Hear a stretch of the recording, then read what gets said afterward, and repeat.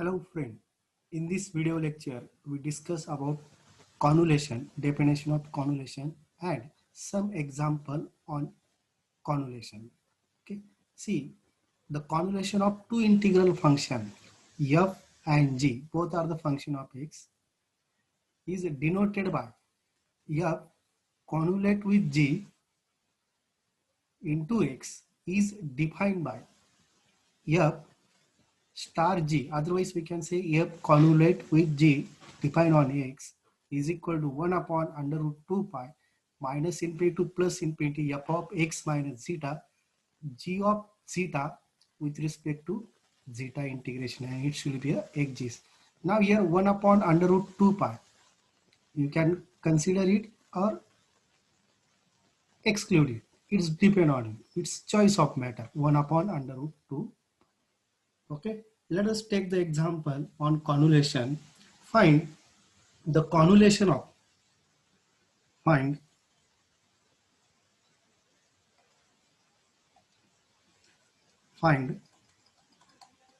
the convolution of first f of x is equal to cosine function and second is exponential function e raised to minus a into mod of x, where a is positive. Okay, now solution. Let f of x is equal to cos of x and g of x is equal to e raised to minus a in bracket in modulus of x. Okay, now by definition of convolution,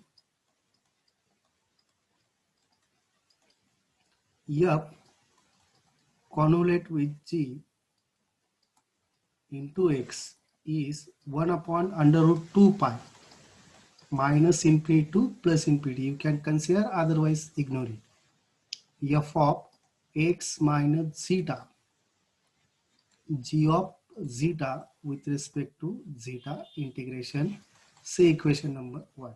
Now the requirement of equation 1 is f of x minus zeta and g of zeta. Now we have the f of x, in which we put x is equal to x minus zeta, that is f of x minus zeta is equal to, only change is here, instead of x minus zeta is there. Now see g of zeta, now here put x is equal to zeta, that is g of zeta is equal to e raised to minus a modulus of zeta. See the requirement of the formula we have complete, put in equation number 1. Put in equation number 1, that is f convolute with g is equal to 1 upon under root 2 pi minus infinity to plus infinity. The value of f is cos of x minus zeta, and the value of the g of zeta is exponential term, that is e raised to minus a mod of zeta with respect to zeta integration. Okay, now here mod function is here. Okay, whenever mod function is there, it has a two value, in negative range and in positive range. See, this is the minus infinity to 0. That time the value of mod zeta is minus zeta, and when it come across 0 to infinity, that time the value of mod zeta is plus zeta. So accordingly we divide this range, we divide the range minus infinity to plus infinity as a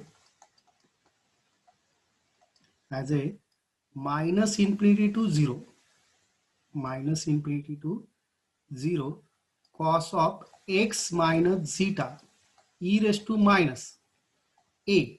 Okay, keep this term blank, d zeta plus second range second range 0 to infinity cos of x minus zeta e raised to minus a, keep the blank term with respect to zeta. Now see, when it lies between minus infinity to 0, that time the value of mod zeta is minus zeta. So here we put minus zeta and already there is a minus sign, then it become minus minus plus. Okay, so this is the plus sign. This is plus sign.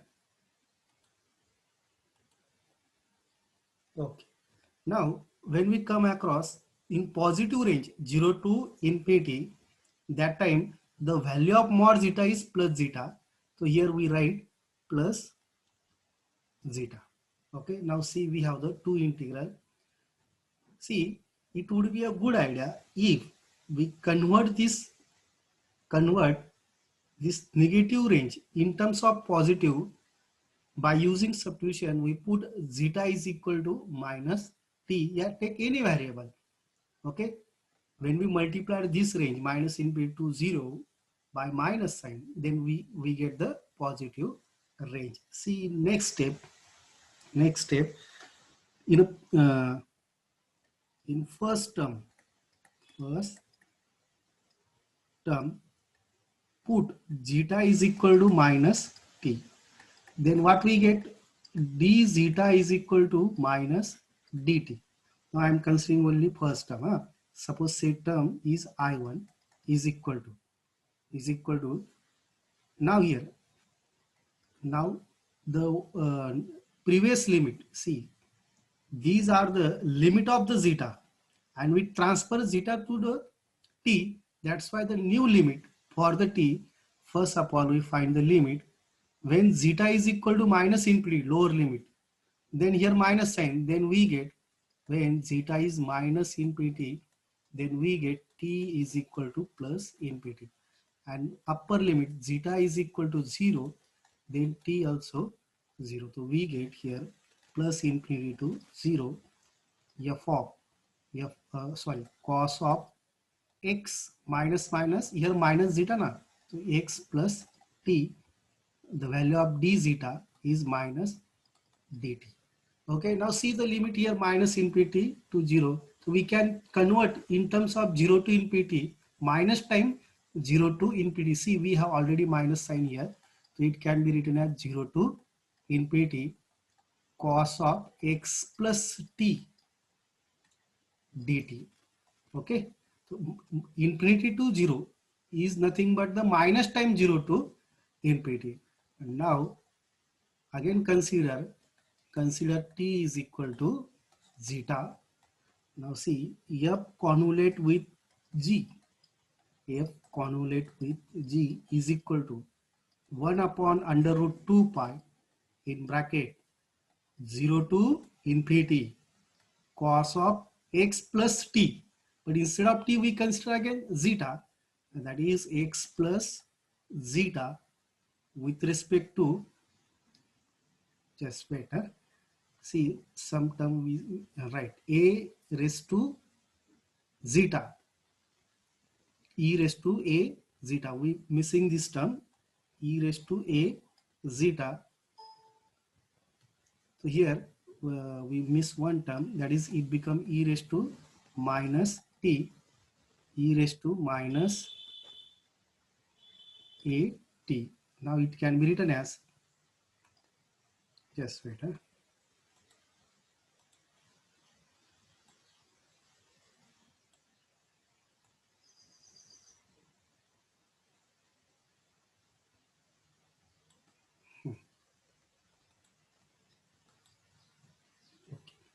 So there is a e raised to minus at. There is a e raised to a zeta na. So it become e raised to minus at.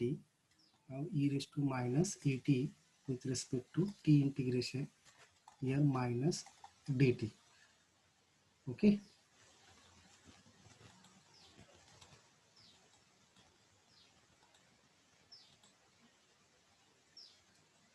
That is e raised to minus a zeta. We consider t as a zeta with respect to zeta plus second term. See, this is the second term, and we simplify only first term. We simplify only a first term.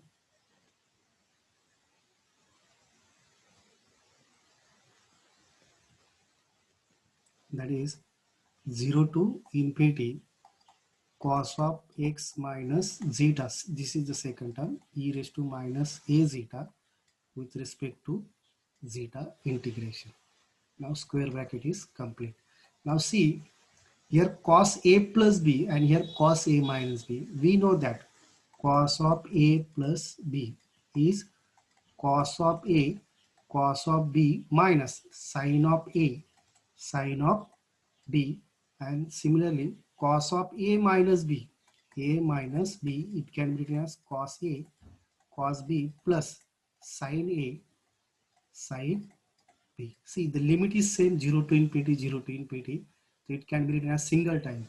Okay, and e raised to minus a zeta is common. There is a cos a x plus zeta plus cos x minus zeta, that is addition of these two terms.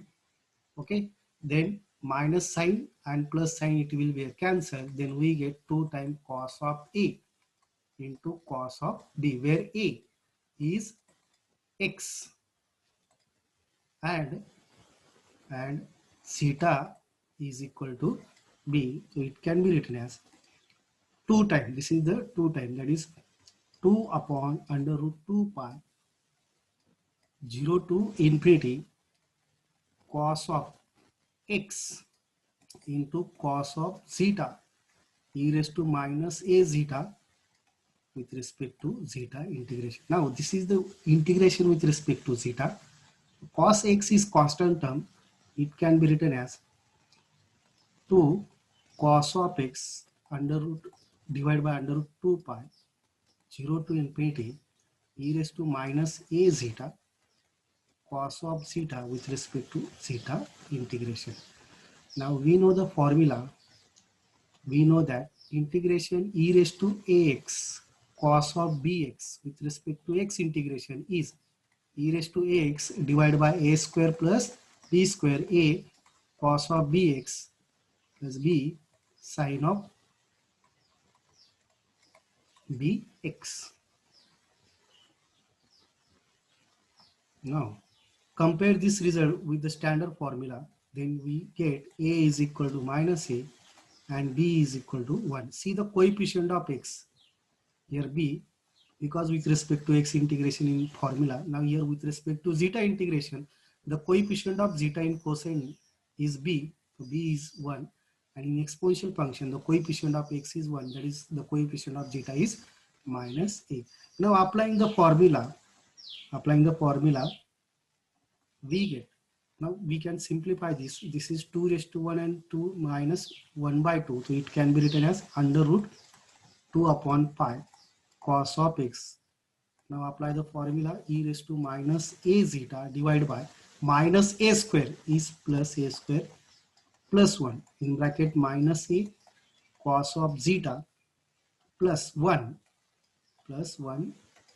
means plus b sine of zeta and limit 0 to infinity. Okay, that is under root 2 upon pi cos of x in bracket, substitute the upper limit for zeta.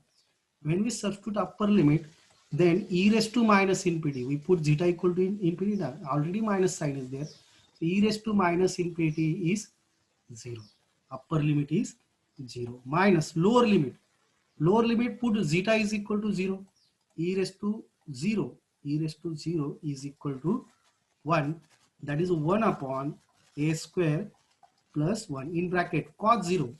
We know that cos of 0 is 1 and sine of 0 is equal to 0. So here 1 and this minus sign, minus a plus sine 0 is 0. Now simplify this minus and this minus plus, then we get f convolute with g over x is under root 2 upon pi this a, that is a into cos x, because minus plus a cos x divided by a square plus 1. So this is required answer of the given problem. Okay, now